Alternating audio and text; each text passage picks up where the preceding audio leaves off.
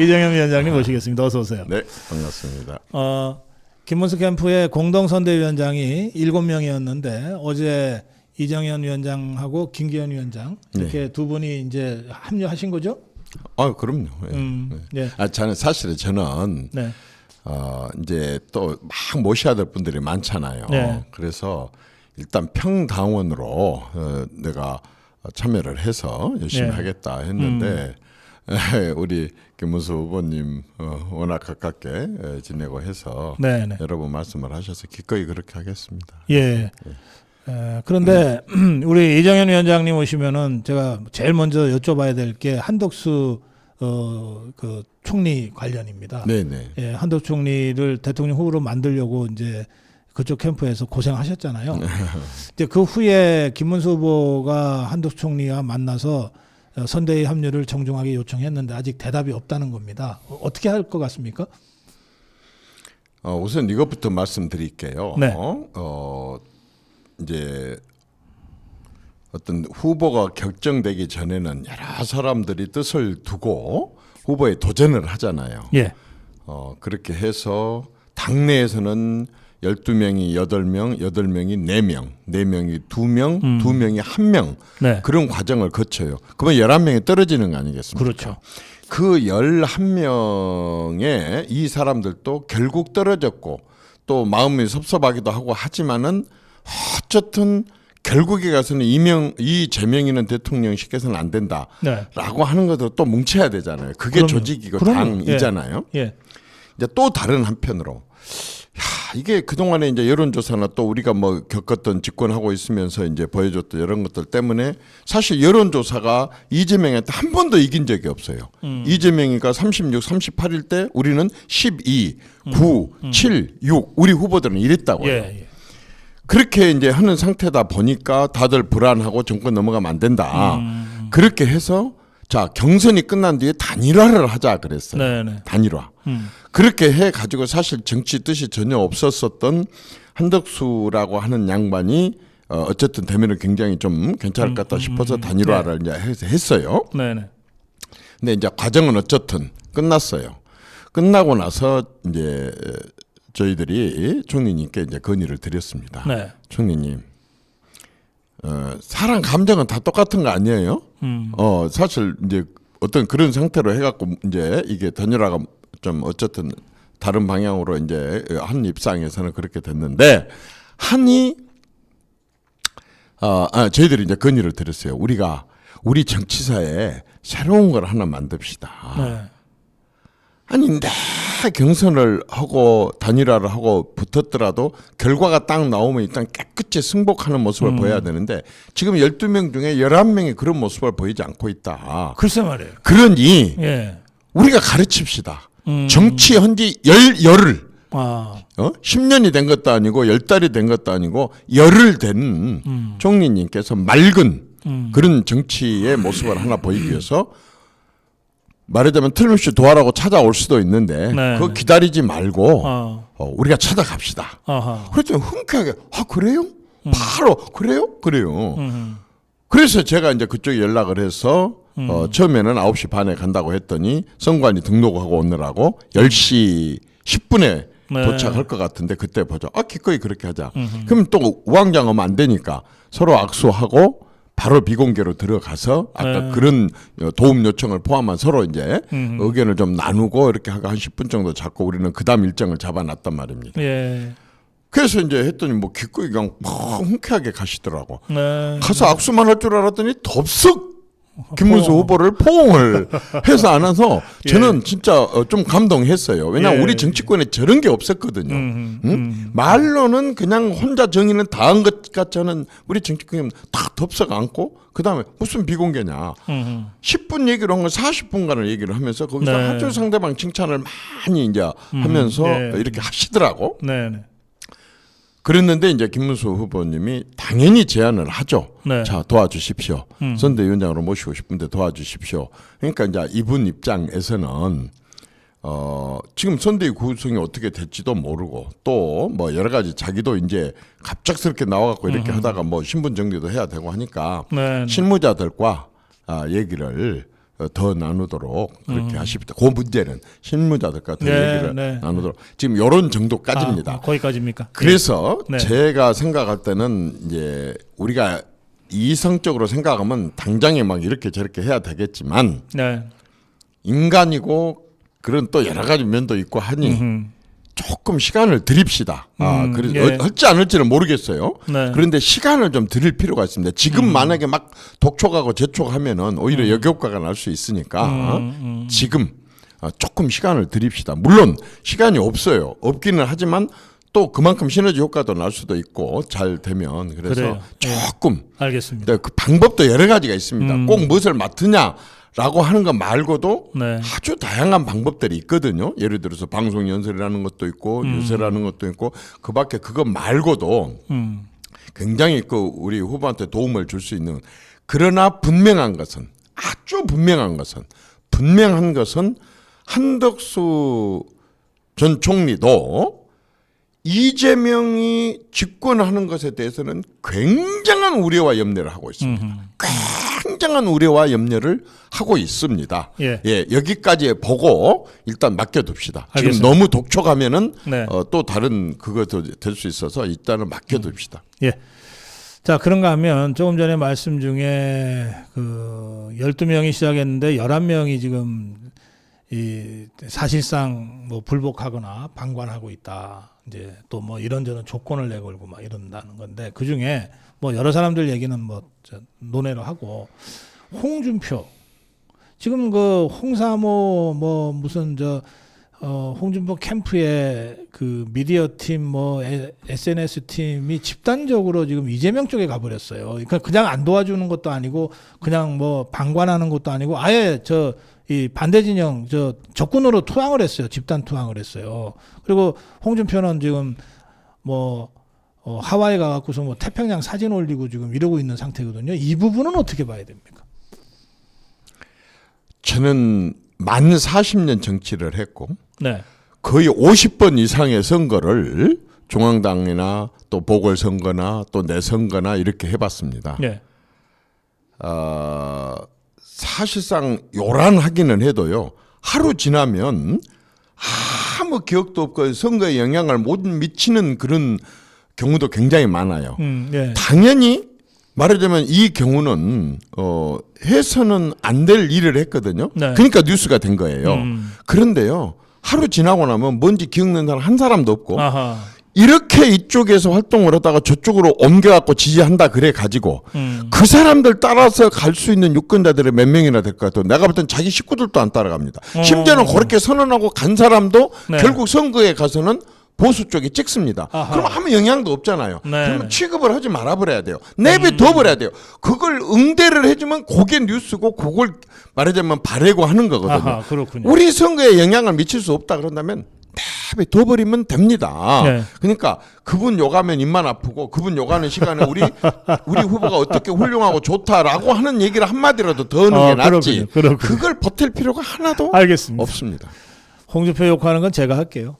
캠프에서는 아무 의미도 없어요. 표되는 일 하세요. 차트 대선에 영향을 못 미치니까 놔둬버리고 나머지 후보들도 마찬가지예요. 그리고 예. 이제 정치를 해왔던 사람으로서 저도 이제 우리 둘이도 나이도 있고 이제는 우리도 원로 측에 속합니다. 그래서 저도 이 뒷방 그거 해라고 지금 선대위원장을 시킨 것 같은데 예.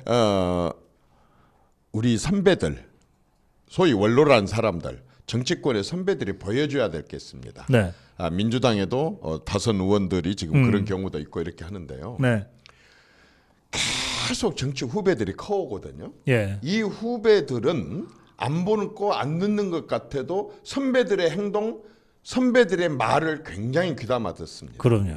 그러면요, 선배들은 때로는요, 내가 경험이 많다 해갖고 많은 말을 해서 가르치는 것보다요, 때로는 선배들의 침묵이 몇 시간 동안 강의한 것보다 훨씬 더 커 후배들에게 울림을 줄 수 있습니다.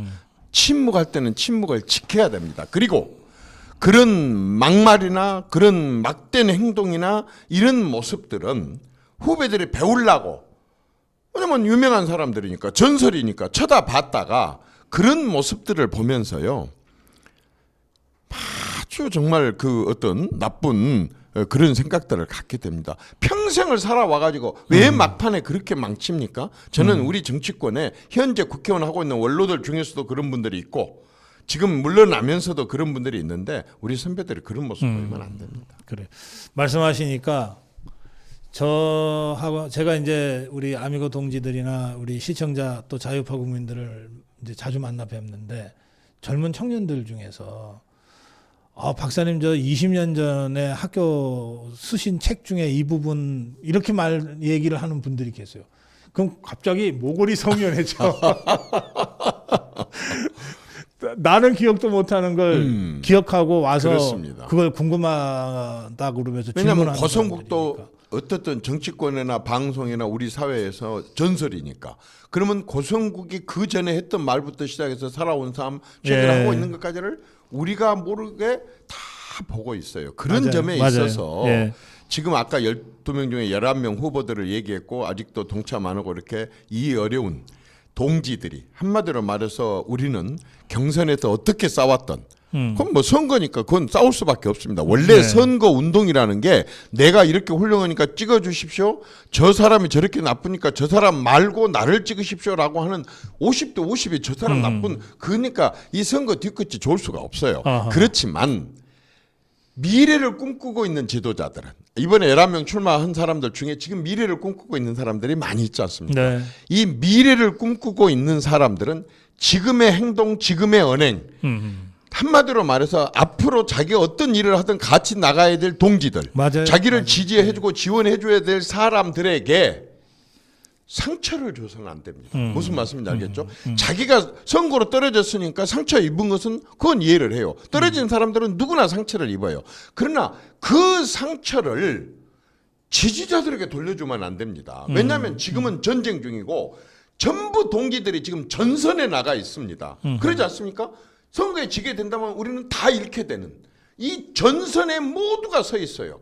김문수라고 하는 사령관을 중심으로 해가지고 우리가 전체가 죽느냐 사느냐 하는 다 잃느냐 다 얻느냐라고 하는 이 전선에 나가 있는데 동지들이 가장 걸고 믿고 자기들한테 지지해달라고 호소를 했던 그 동지 중에 뛰어난 동지들이 뒤통수에다 대고 자기 아군 진지에다 이 전선에 나가 있는 동지들 아군 진지에다 총을 쏜다든지 아군 진지에다 수류탄을 깐다든지 아니면 남은 완전히 목숨을 걸고 싸우고 있는데 뒷전에 앉아갖고 띵까띵까 노래나 부르고 편한 생활을 자기 삶을 지르고 있다든지 이건 지지자들이 기억 안 하겠습니까? 당연히 기억합니다. 그래서 그런 식으로 하면 언론에 써줘요. 왜냐하면은 그 당을 욕하라고 비난을 하니까 그 당이 잘못되기를 바라는 더 정확하게 김문수와 국민의힘이 잘못되기를 보수가 잘못되기를 바라는 언론이나 정치인들은 이걸 너무너무 즐기고 영웅 취급을 해요. 이게 뭐냐면 이게 인기예요. 그러나 미래의 꿈을 꾸고 있는 정치자들은요. 이 인기하고 책임 정치인으로서의 책임과 인기 이걸 구분할 줄 알아야 됩니다. 지금 그 아주 작은 인기 좀 얻겠다고 정치인으로서 동지로서 보수의 전사로서의 자기 책임을 방기하고 책임을 던져버리고 자기 인기만 여기서 영입을 한다? 영합을 한다? 이건요 절대로 미래로 갈 수가 없습니다. 그러면서 자기 조직도 망치고 보수도 망치고 나라도 망치고 우리가 그런 식으로 해서는 안 되지 않습니까? 예. 지금 말씀 들으면서 2007년 전당대회가 떠올라요. 다들 당시 박근혜 후보가 이긴다 그랬어요. 그런데 정말 간발의 차로 졌잖아요. 그때 그 장면이 박근혜 후보가 졌다는 보고를 받고 잠깐 고개 숙여서 생각하고 일어나서 승복하잖아요. 그 아름다운 승복. 그 승복이 결국 이 다음 선거에 박근혜 대통령 탄생으로 연결된 것 아니겠습니까? 정확한 지금 그걸요 진짜 좀 한번 강조를 좀 많이 하십시오. 왜냐면 욕을 하고 비난할 게 아니라 이제는 커오는 정치인들이니까 가르치십시오. 그때 제가 그 장면을 이제 박근혜 그때 이제 워낙 가깝게 모시고 대변인으로 있었었기 때문에 근데 이제 발표하기 전에 사전에 들어오잖아요. 근데 졌어요.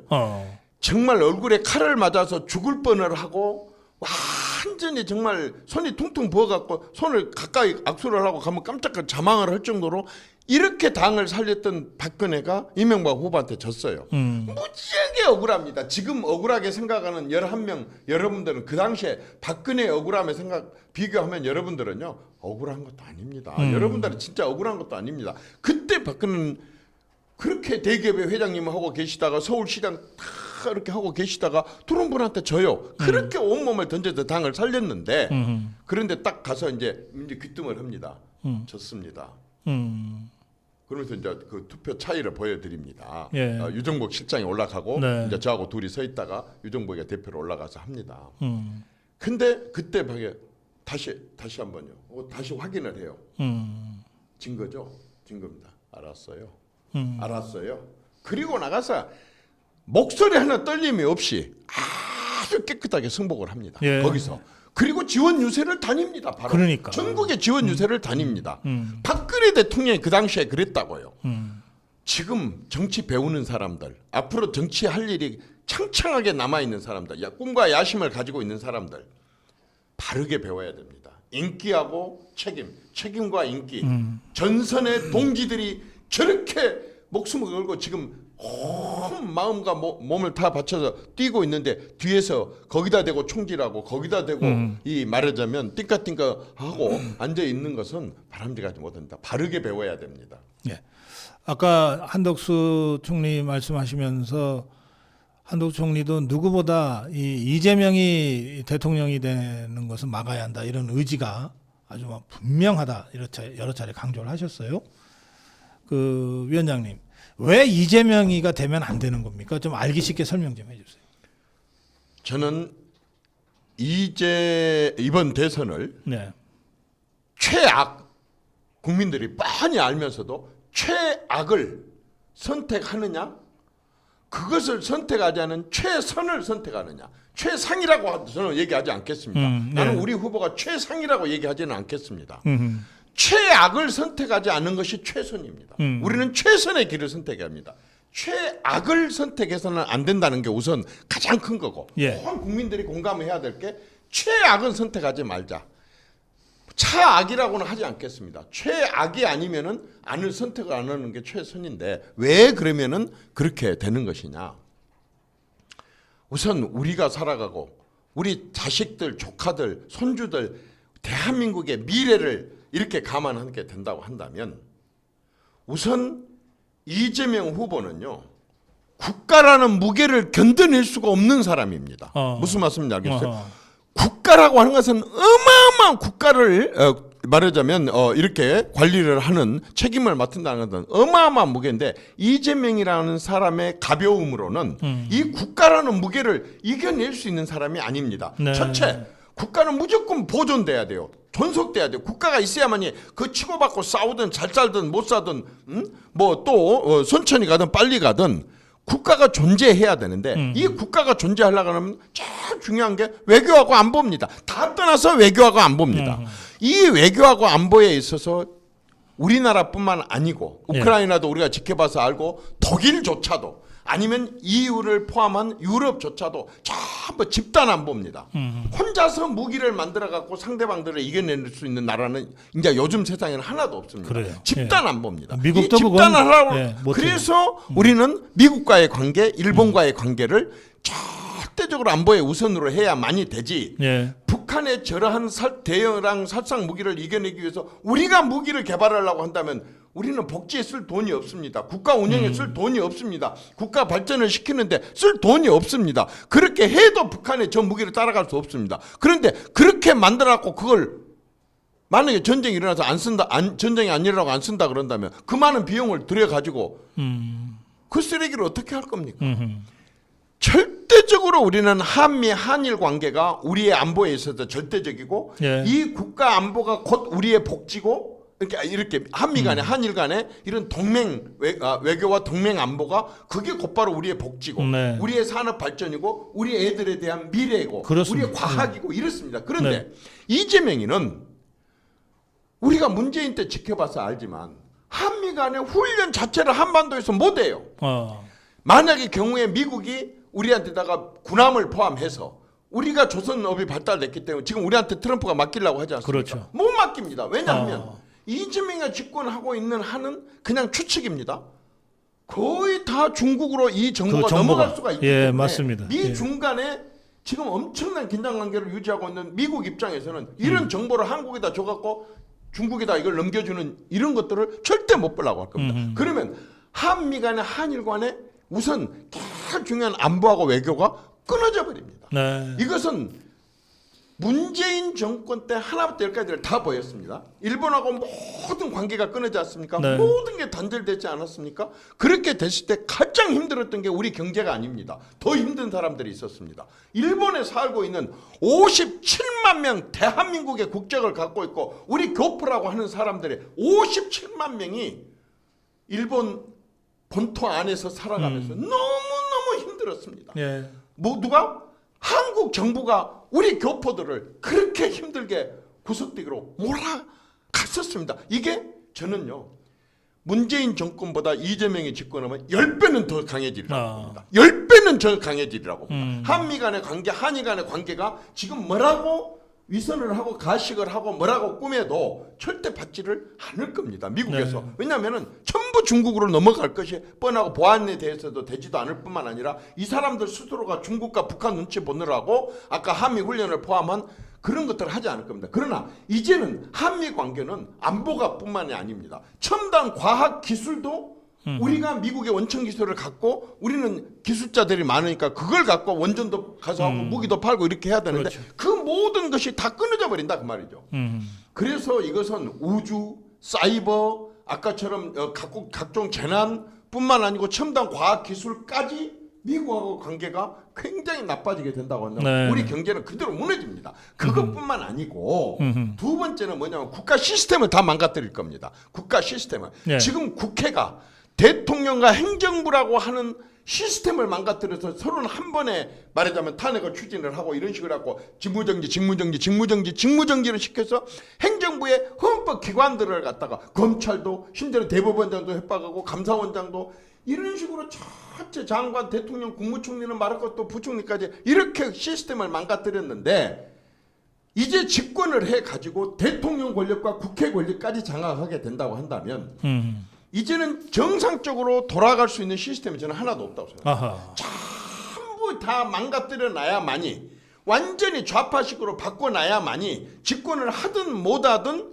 자기들 뜻대로 움직일 수 있기 때문에 국가 시스템을 완전히 망가뜨리고 이거 보고는 우리 살아생전은 이 복원될 것을 보지를 못할 겁니다. 네. 또 국가 시스템이 망가져 있다고 그런다면 국가가 정상적으로 돌아갈 수 없기 때문에 나라가 망할 것입니다. 그러나 더 걱정스러운 것은 경제고 재정입니다. 우선 우리 경제 규모는 이제 국내에서 생산해갖고 국내에서 팔아먹는 경제가 아니지 않습니까? 예. 수출인데 어떤 우방 국가에서 북한에 또 말하자면 핵 때문에 전 세계가 규제해놓고 있는 제재해놓고 있는 이거 풀자고 또 돌아다닐 텐데 우방 국가들 어떻게 나올지 뻔합니다. 네. 그러면 어떤 경제도 우리가 수출과 이런 부분에 있어서 굉장히 어려움을 겪게 되는데 수출이 안 된다면 우리 경제 무너집니다. 그러나 그게 문제가 아니라 국가 재정이 더 문제라는 거죠. 네. 경제 부분에 있어서 그냥 수출 이것만이 아니라 또 정말 기업하기 싫은 나라, 기업인들이 도저히 이런 나라에서 못하겠다. 세금을 뜯어가도 그 정도로 뜯어갈 수 있냐? 더 뜯어가고 법인세 또 올릴 게 뻔하게 눈에 보이도 뻔한데 네. 각종 세금 명부 만들어갖고 뜯어갈 게 뻔한데 이건 그냥 착취가 아니라 약탈을 해나갈 게 뻔한데 그런 것도 기업하기 싫을 뿐만 아니라 규제 뭐냐 전부 정부 주도 공공주도 정부 주도 공공주도 그래갖고 우리가 했다고 하는 것에 대한 말하자면 생색과 그 다음에 이 사람들을 완전히 거머쥐야만이 자기들이 맘대로 세금을 뜯어낼 수 있고 기업을 맘대로 주겠다 살렸다 할 수 있기 때문에 이런 식으로 가게 된다고 한다면은 네. 경제도 어렵지만 더 어려운 것은 국가 재정입니다. 네. 문재인 때 뿌려놨던 돈 대통령도 30만 원, 이재용 삼성그룹 회장도 30만 원, 자 어려운 사람도 30만 원씩 날아주는 네. 이 배급 경제. 이거 배급이에요. 이것은요 지원이 아닙니다.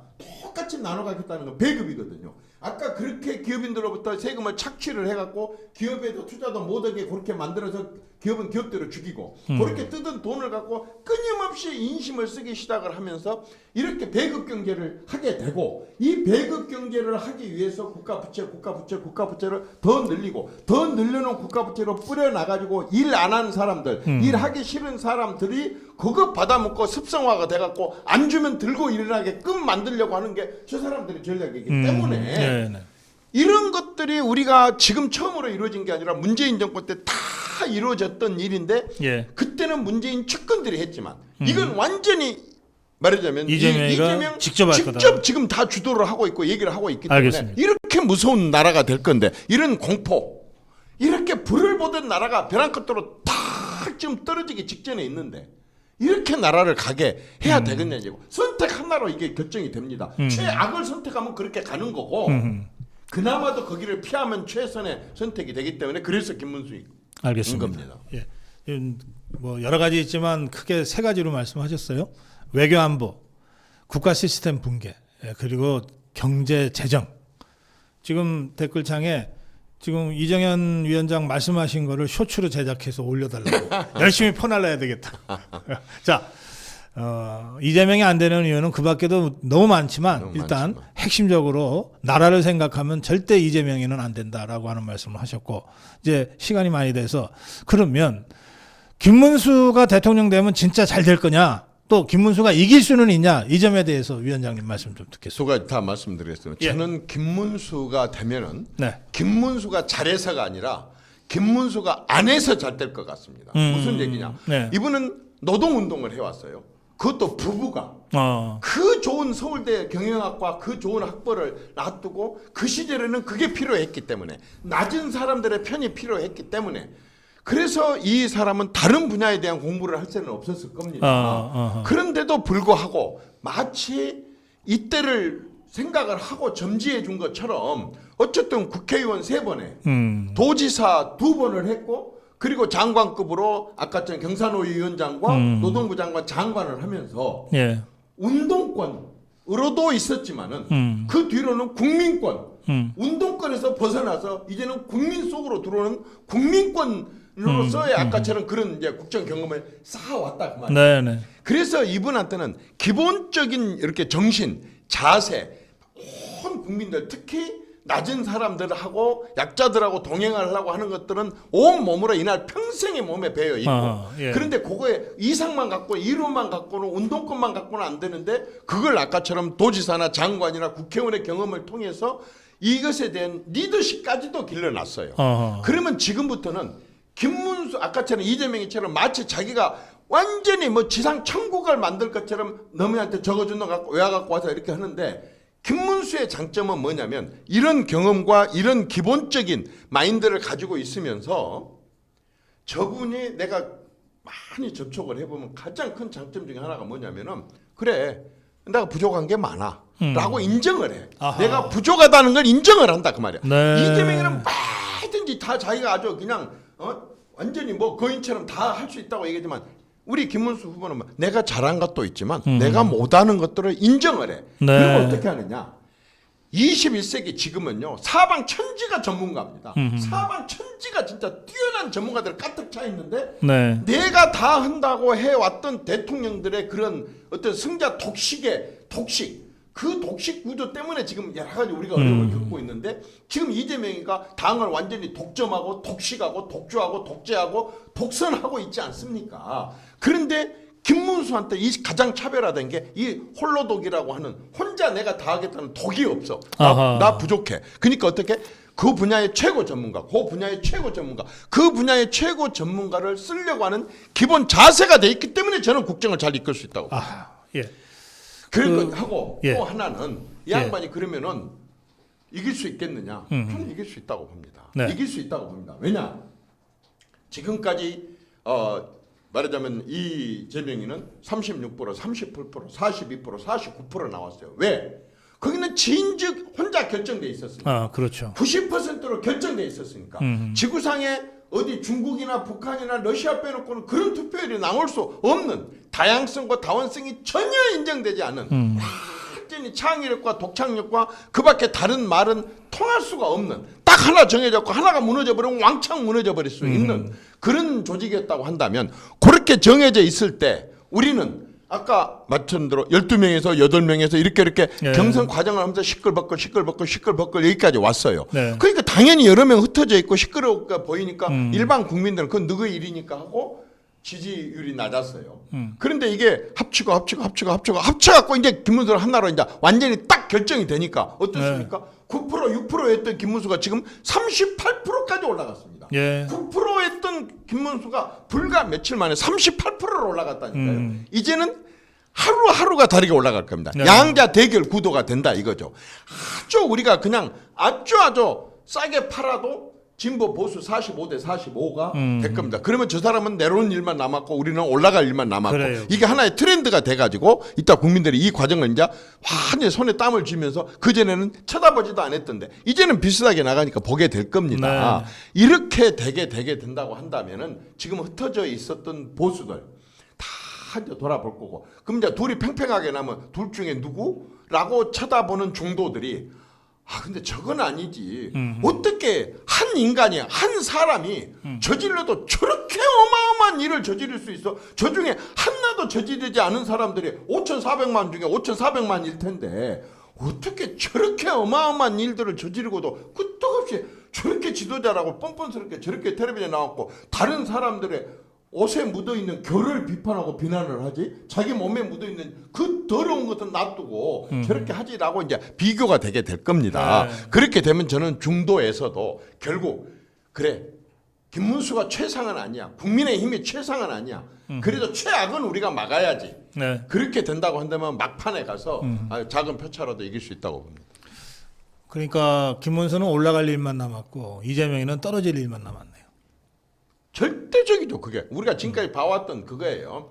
박근혜 그 탄핵시켰고 박근혜 대통령이 4%밖에 지지율이 아닐 때에도 문재인이가 얻은 표가 41.08%. 그랬죠. 41.08%. 그때 나머지 보수 세 사람이 얻은 표가 52%였다니까요. 맞습니다. 예. 그러니까 충분히 네. 해볼 수 있다고 생각합니다. 그때에는 문재인한테는 그렇게 큰 흠이 없었지만은 여기는 직접적인 후보에 어마어마한 흠결이 있기 때문에 국민들이 저는 네. 최악을 선택하지는 않을 거라고 예. 봅니다. 우리 이정현 위원장님 설명 들으면서 이런 생각이 들었어요. 그러니까 김문수는 좌파를 할 때도 진짜 좌파를 했고 또 전향해서 우파를 할 때도 진짜 우파를 했고 그리고 정치권에서 이른바 트리플 크라운이라고 선출직으로 광역단체장하고 국회의원 그리고 임명직으로 장관을 해서 국무위원회 하는 이런 거라면 이제 국정 전반에 대한 경험이 쌓인다는 뜻이잖아요. 그러니까 김문수가 바로 트리플 크라운을 한 사람이네요. 그러면 진짜 준비된 대통령이네. 준비된 대통령 제가 맞다고 봅니다. 왜 맞다고 네. 보느냐. 준비된 대통령이라는 게 딱 어떤 정형이 있어갖고 자로 몇 센치 저울로 달아갖고 매끈일 때게 준비된 대통령이 아닙니다. 그때 다 필요로 하는 그렇죠. 시대가 있거든요. 예. 네. 그런데 지금 김문수 후보 같은 경우는 일반 국민과 민간과 또 행정 공무원들이 굉장히 수준이 높아졌습니다. 그리고 거의 모든 게 디지털로 되고 AI로 됩니다. 지금은요. 이 대통령이란 사람이 된 사람이 뭔만 안 하면 되냐면 내가 대통령이 됐어. 이제부터 내가 사실은 옛날로 말하자면 내가 세종대왕이야. 내가 왕이야. 내가 임금이야.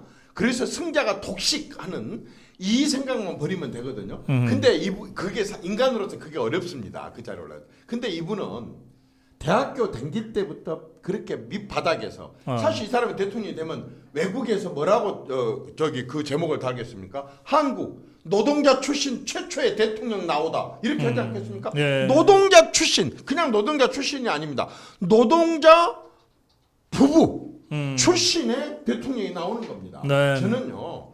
이거 하나가 준비된 대통령이라고 봅니다. 노동자 출신이면서 아까처럼 그렇게 삼성 국회의원에 2번의 도지사에 2번의 장관급을 보내고 그러면서도 일관되게 작은 아파트에 아파트 팔아갖고 돈 한 번 벌어본 적이 없고 그 귀하고 이쁜 딸 하나 있는 사람이 결혼을 해갖고 전라북도에 내려가서 사회복지사로 가서 저렇게 군말 없이 일하고 있는 이것은 그 앞에 지금 거론되고 있는 사람 우리 상대하고 있는 사람하고 비교를 한번 해보십시오. 이게 정말 만약에 이쪽이 쌍디귿자 들어가는 그런 물이라고 한다 그런다면 이쪽은 진짜 완전히 계곡의 맑은 물 아닙니까? 어떻게 평생을 이렇게 살아올 수가 있습니까? 이게 바로 뭐라고? 국민들에게 국민 평균 수준의 도덕성에 아하. 그 이상인 사람이기 때문에 그래도 우리가 도덕적으로 살아갑시다라고 국가 최고 지도자들한테 호소를 할 수 있고 국민들이 생각하는 평균 도덕성 이하로 사는 사람이 국민들 보고 도덕적으로 살아라면 믿겠습니까? 그렇죠. 공무원들한테 청렴하고 바르게 하라면 믿겠습니까? 속으로 다 니나 잘해라. 네가 그런 말할 자격이 있어? 다 이렇게 얘기하지 않겠습니까? 이거 하나만 갖고도 준비된 대통령입니다. 나머지는요. 예. 전문가들이 각 분야에서 다 이끌어갑니다. 대통령이 어떻게 아까처럼 권력에 빠져갖고 이렇게 하지 않고 저런 노동자로서 저렇게 서민 아파트에서 저렇게 자식들을 그 나쁜 그거 안 시켜가면서 저렇게 하고 있는 이 자체가요. 그게 바로 완벽한 준비된 대통령이고 나머지 부분들은요. 다 그 여백을 이제 전문가들이 그리면 됩니다. 전문가들이. 예. 네. 그래요. 이제 오늘 쇼츠 여러 개 만들어야 되겠다고 댓글창에서. 자, 마무리 한 말씀 듣겠습니다. 저는 김문수 후보보다도 김문수 후보 부인에 대한 얘기를 좀 예. 하고 싶습니다. 좀 마이크 조금 당겨서. 예. 사실 우리가 참 지금까지 역대 많은 대통령들을 이렇게 모셔봤지만 대통령 말고 대통령 가족들 때문에 가슴 아픈 일이 너무 많았고 국민들이 상처받은 일이 참 많았었습니다. 대통령 가장 가까이 있기 때문에 어떻게 할 수도 없고 이렇게 했는데 김문수 후보 부인은 첫째 제 지역구인 순천 출신입니다. 순천 여고를 나올 정도로 그쪽에서 완전히 순천 출신입니다. 따라서 영양 출신인 김문수와 호남 출신인 설 여사와 완전히 이게 영호남입니다. 아니 그 사위 자식도 자식인데 우리 호남에서 조금 챙겨주게 된다고 한다 그런다면은 사실상 저는 그랬거든요. 대통령 지난번에 선거 출마할 때 제가 중간에 들어갔지만 뭐라고 얘기했냐면 국민의힘 후보는 호남 출신과 런닝메이트가 돼야 된다 그랬는데 그건 나는 김문수 후보는 솔직히 말해서 조금 생각을 안 하고 있어서 가지고 그랬는데 이 설 여사가 런닝메이터야. 그러지 않습니까? 예. 누구보다도 가장 그래. 대통령 옆에 있는 이 호남 출신이 이래서 하고 두 번째는 이 부인이 사실상 노조위원장 출신입니다.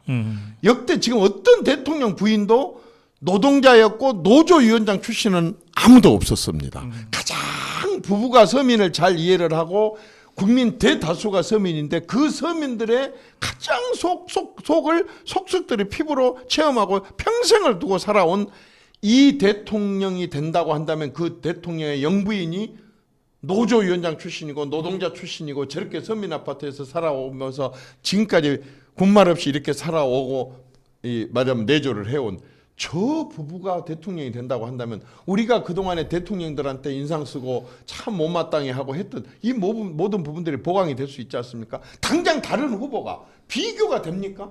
비교가 되지 않지 않습니까? 계속 누구는 현재 재판 중에 있고 누구는 검증이 완전히 끝났고 재판 중이고 수사 중인 것은 검증이 아직 안 끝났다는 얘기인데 이런 모든 부분들을 그 예. 부인이 다 할 수 있어서 다 채워줄 수 있어서 저는 그 부인표가 저는 한 60% 될 것 같다는 생각이 듭니다. 그래요. 예. 하여튼 우리가 한번 그동안에 못 봤던 대통령 모습 한번 봤으면 좋겠습니다. 예.